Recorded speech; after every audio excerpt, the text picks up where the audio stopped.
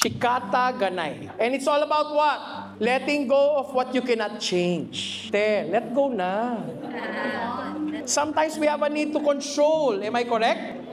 As business owners, is this important?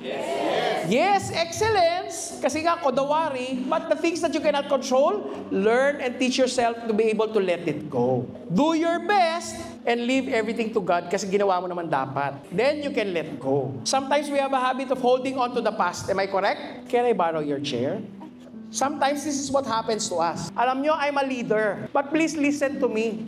I'm inspiring. I may have a lot of baggages, but I am a leader. Yes? Yung husband ko, wife ko, nagka-problema kami. May I borrow your chair? Nako, si Mrs. Nakakainis talaga, hindi ako sinusuportahan. Lagi na lang. Nako, but listen to me, I'm exciting, I'm a leader. What will happen if I hold on to these chairs for 5 minutes? Becomes heavier. 1 hour. 1 day. These are all your and yet love na love mo yung mo. Maybe the goal is for you to start letting it go.